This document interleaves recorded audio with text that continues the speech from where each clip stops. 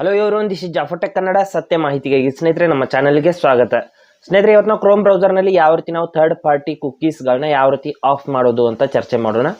Chrome ಬ್ರೌಸರ್ನಲ್ಲಿ ನಾವು ಅಥವಾ block ಮಾಡೋದು ಹೇಗೆ, ಥರ್ಡ್ ಪಾರ್ಟಿ ಕುಕೀಸ್ಗಳನ್ನ ಯಾವ ರೀತಿ ಬ್ಲಾಕ್ ಮಾಡೋದು ಅಂತ ಚರ್ಚೆ ಮಾಡೋಣ.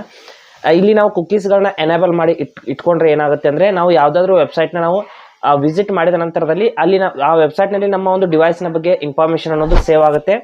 ಆ ನಂತರದಲ್ಲಿ ಆ ಡಿವೈಸ್ ಕಡೆಯಿಂದ ನಮ್ಮ ಫೋನಲ್ಲಿ ಕ್ರೋಮ್ ಬ್ರೌಸರ್ನಲ್ಲಿ ಮೇಲ್ಗಡೆ ನೋಟಿಫಿಕೇಶನ್ ಬರೋದಕ್ಕೆ ಸ್ಟಾರ್ಟ್ ಆಗುತ್ತೆ.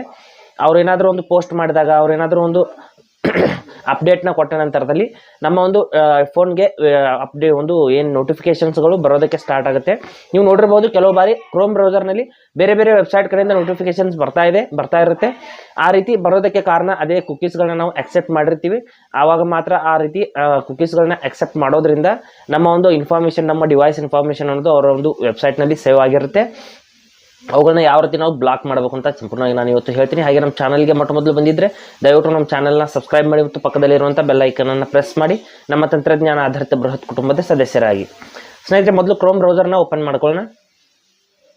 ಕ್ರೋಮ್ ಬ್ರೌಸರ್ನ ಓಪನ್ ಮಾಡಿಬಿಟ್ಟು ನಾನು ಸೆಟ್ಟಿಂಗ್ಸ್ನಲ್ಲಿ ಹೋಗ್ಬಿಟ್ಟು ತೋರಿಸ್ತೀನಿ ಯಾವ ರೀತಿ ನಾವು ಅವುಗಳನ್ನ ಬ್ಲಾಕ್ ಮಾಡ್ಬೋದು ಅಂತ. ಇಲ್ಲಿ ಮೇಲ್ಗಡೆ 3 ಡಾಟ್ಸ್ ಮೇಲೆ ಕ್ಲಿಕ್ ಮಾಡ್ಕೊಳ್ಳಿ. ಕ್ರೋಮ್ನಲ್ಲಿ 3 ಡಾಟ್ಸ್ ಮೇಲೆ ಕ್ಲಿಕ್ ಮಾಡಿದ ನಂತರದಲ್ಲಿ ಸೆಟ್ಟಿಂಗ್ಸ್ ಮೇಲೆ ಕ್ಲಿಕ್ ಮಾಡ್ಕೊಳ್ಳಿ.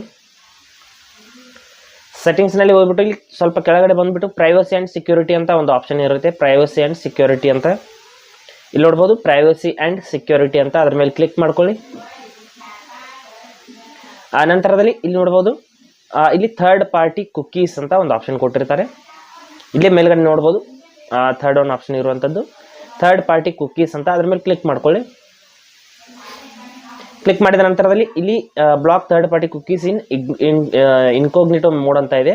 ನೀವು ಅದನ್ನು ಬೇಕಾದರೆ ಸೆಟ್ ಮಾಡ್ಕೋಬೋದು. ಮೇಲ್ಗಡೆ ನೋಡ್ಬೋದು, ಕುಕೀಸ್ಗಳನ್ನ ನೀವು ಆನ್ ಮಾಡೋದ್ರಿಂದ ಅಥವಾ ಅಕ್ಸೆಪ್ಟ್ ಮಾಡೋದ್ರಿಂದ ಏನಾಗುತ್ತೆ, ಅಥವಾ ನೀವು ಬ್ಲಾಕ್ ಮಾಡೋದ್ರಿಂದ ಏನಾಗುತ್ತೆ ಅಂತ ಇಲ್ಲೆಲ್ಲ ಕೊಟ್ಟಿದ್ದಾರೆ.